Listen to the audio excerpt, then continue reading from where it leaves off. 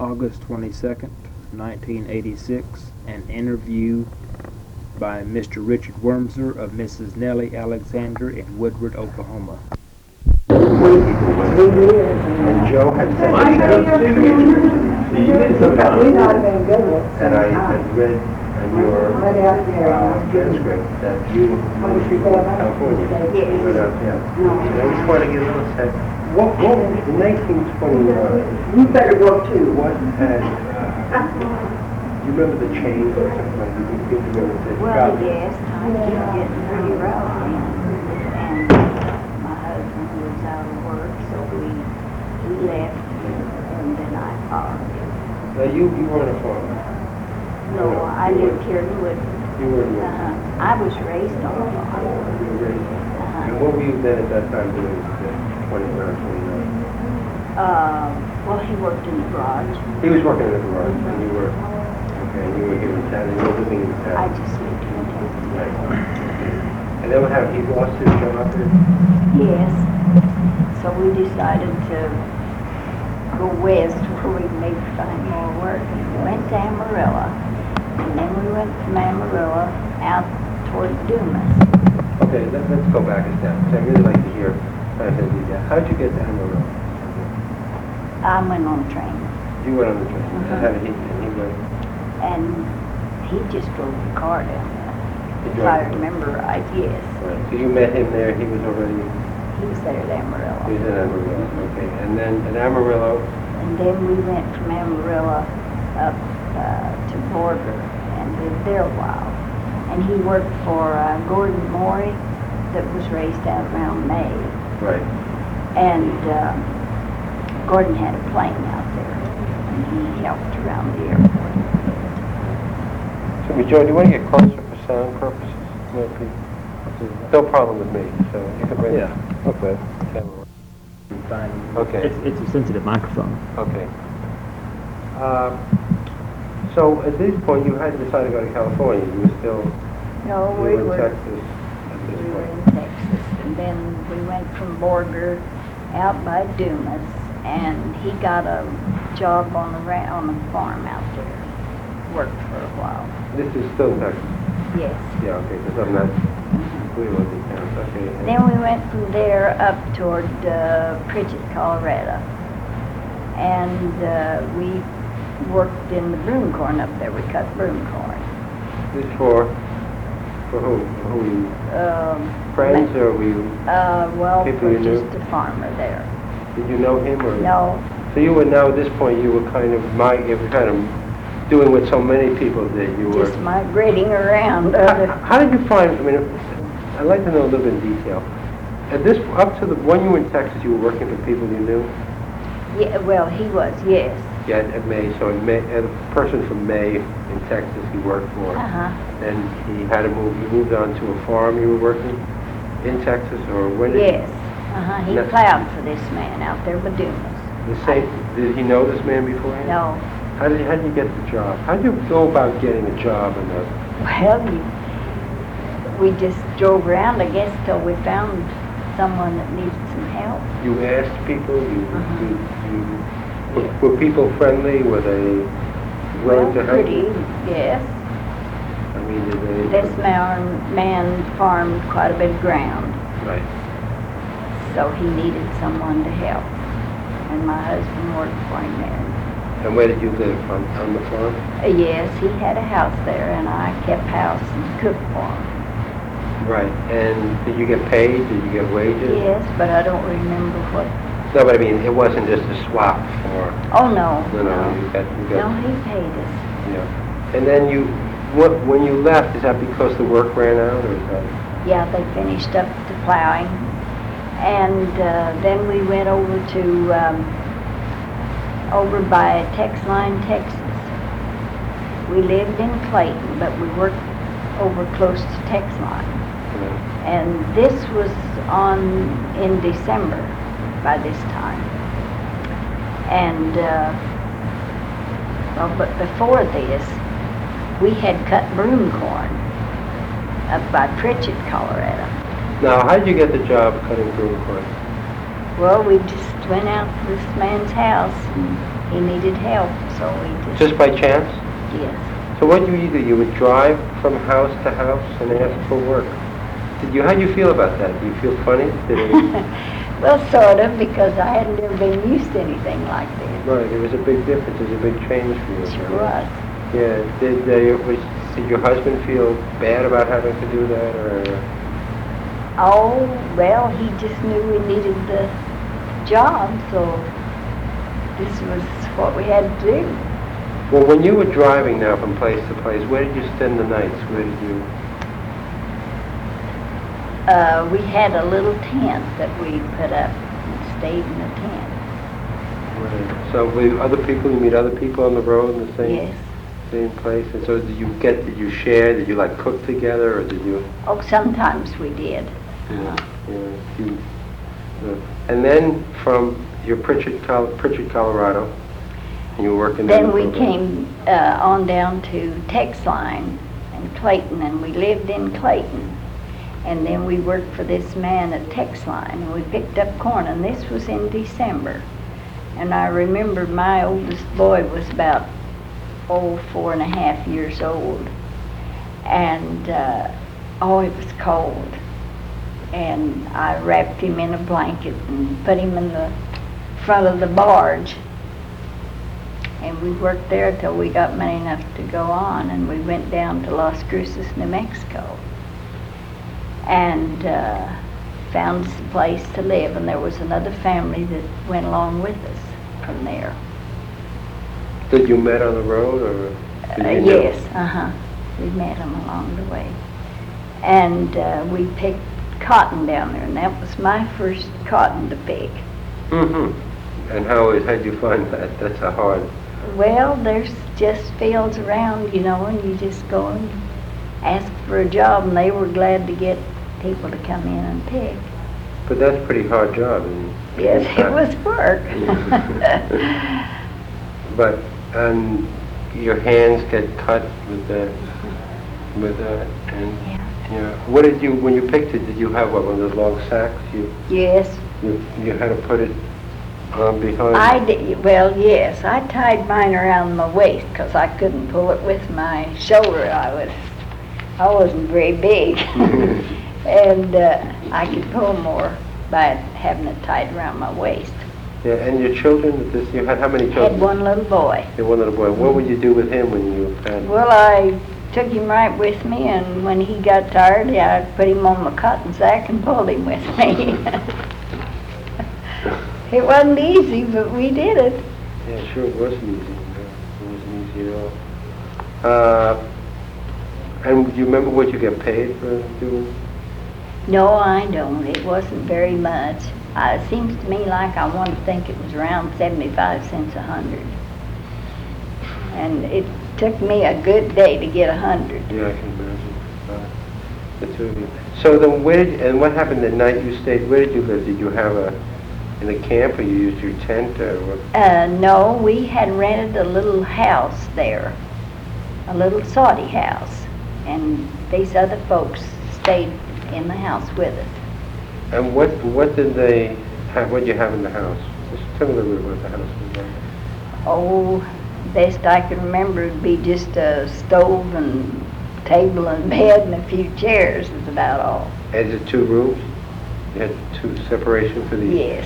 From the other couple. So each of you had a room in the house.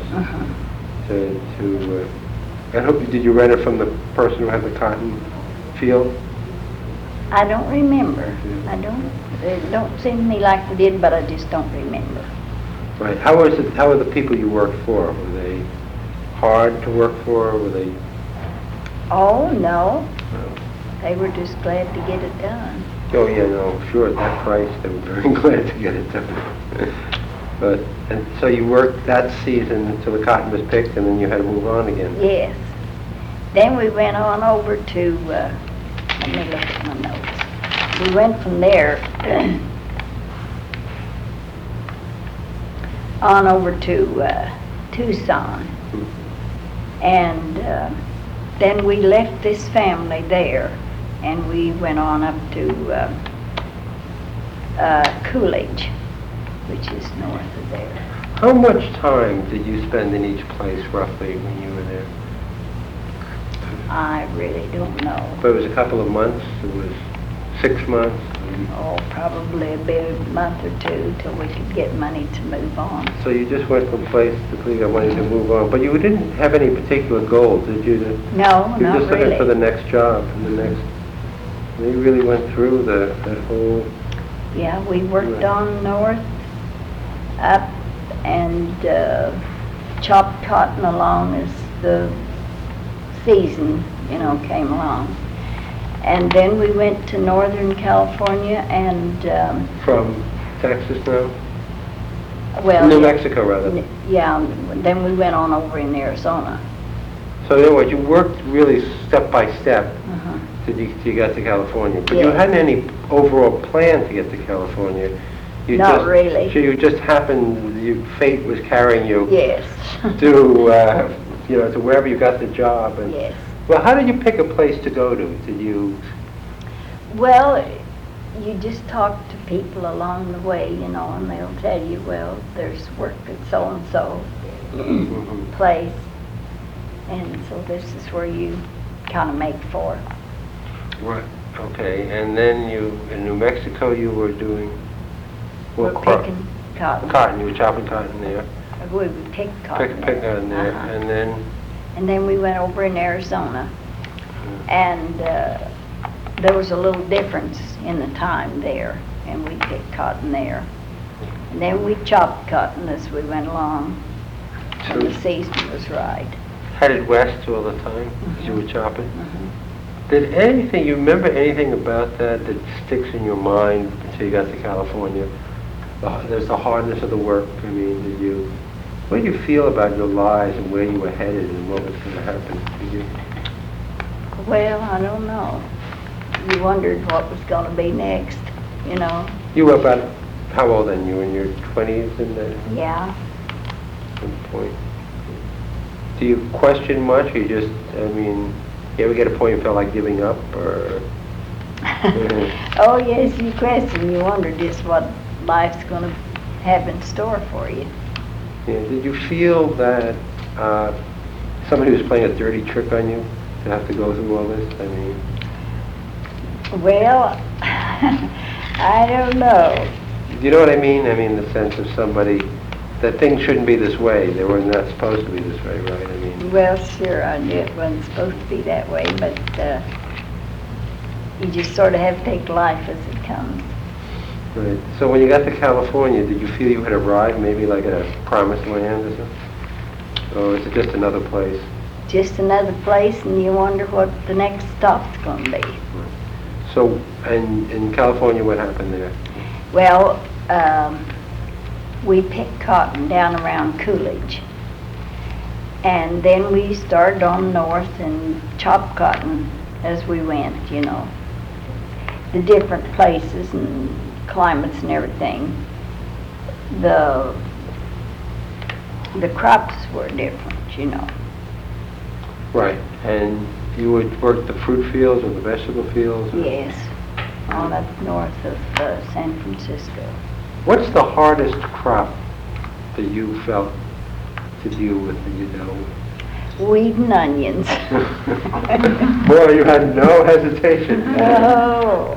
What was that? What was that like? Well, they have a little thing made that you weed them with, and it's made this shape, and then it was on a handle, and this was a spring like it was made out of material like, did you ever see the springs that came out of the old Victrolas? I remember seeing the old Victrolas. You wound the ones you wound up with the Yes. crank, right? And it had a spring inside. Yes, it would be, about this wide. Right. Okay.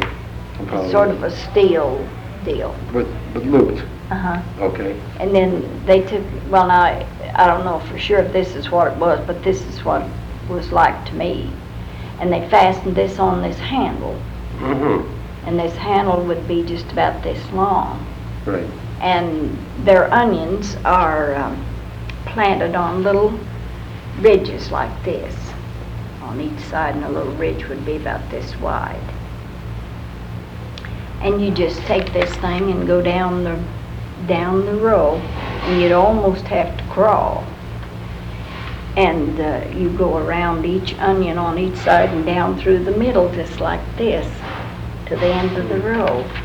And to me, that was the worst of all, because they sure did smell strong. They said, but also just crawling physically. Yeah. And every time you went, you had to take your son with you. Oh, yes. Yeah. And how did he do in that?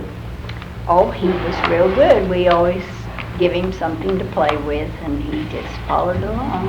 Does he remember anything of that? I don't think When he so. grew up? He was a little too young. Yeah. I mean, did you ever talk to him about those days? Not a lot. Yeah.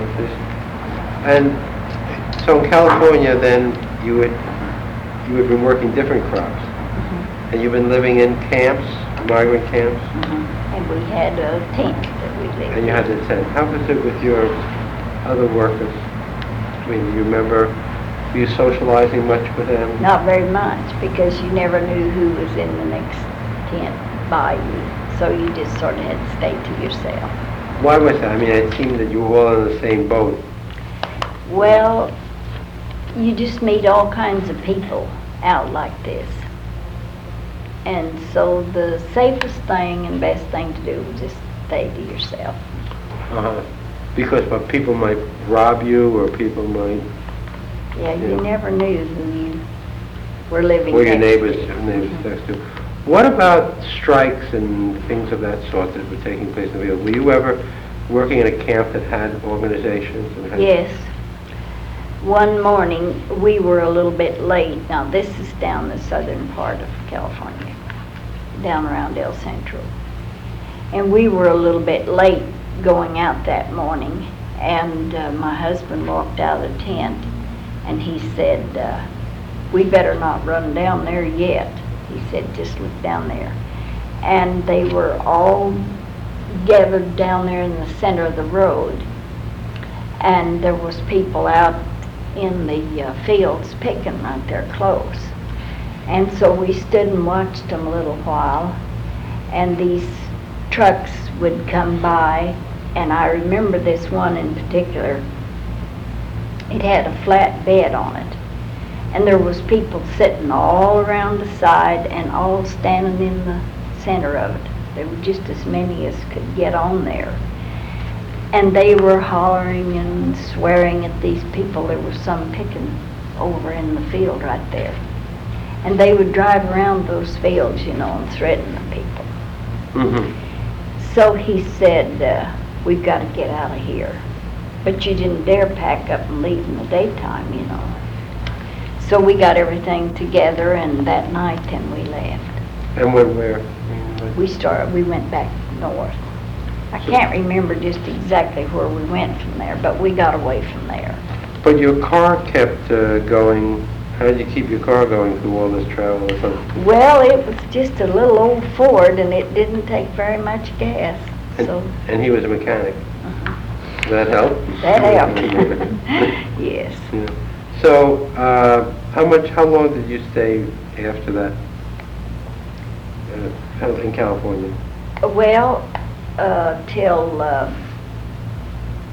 1935. Yeah, 20, no, it was before that. I wrote that down here.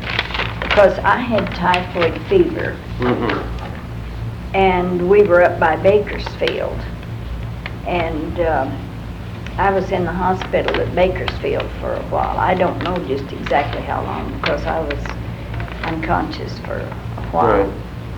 And my dad came out, and he wanted me to come home when I got out of the hospital. So I had to learn to walk all over again, and when I kind of got to where I could get around a little bit, my little boy and I came home too. And this was in March in 35. Right. And when did your life begin to change? When did things start to get a little better? Well, then later, I can't remember just exactly how much longer, my husband came on back. And he got a job here at Woodward. And we lived here a while. And then we moved back out west of Woodward. And before we moved out, then my third son was born here in Woodward. Now your second son was born where? At Gage, Oklahoma. We was down there and he was working down there. Right. Well, now, let me see. This was before California? No, this was after California. After we came back. This is after you came back, right? Mhm. So you only had the one child when you were always out there. when you were on the road, so to speak. Yeah. And then things began to turn around then after he came back. I mean, the heart. Yeah, I began to get a little better. And I stayed with my folks for a while till he came back. And I remember when that big dust storm came. And we were up to my uncle's that Sunday. It was my aunt's birthday. And I remember somebody came running in the house and said, "There's a terrible cloud coming up in the north." And so we went out and looked, and it did look terrible, if you all were here and remember that. And we went, part of us went to the cave. And I know my mother and I and my oldest son got in the car and went on back down to Dad's place, which was about 2 miles from there. And it had blew the chickens out of the yard over into the road. Really was terrible. You couldn't see. This man just drove and kind of watched the sides of the road, you know, to see where to drive. But after that, things started to get a little Yes. bit, a little bit better for you. Okay, that's fine for me. I mean, that's terrific. Yeah, I really appreciate you coming down. Well, I just hope it'll help. It helps very much. It gives me it's the first sense I have of what it was like to do that. It's really, really important. Did you bring some pictures? No, I didn't. Yeah. I thought, didn't I mention pictures, or maybe I didn't, maybe I... Well, I don't remember you Oh, mentioning. that'll be okay. We'll do that. Okay. Okay. Okay. Thanks. Ms. Alexander, thank you. Well, Thank you. I hope I helped out. You sure did. You sure did. Just give me 1 minute. Annie. How many people?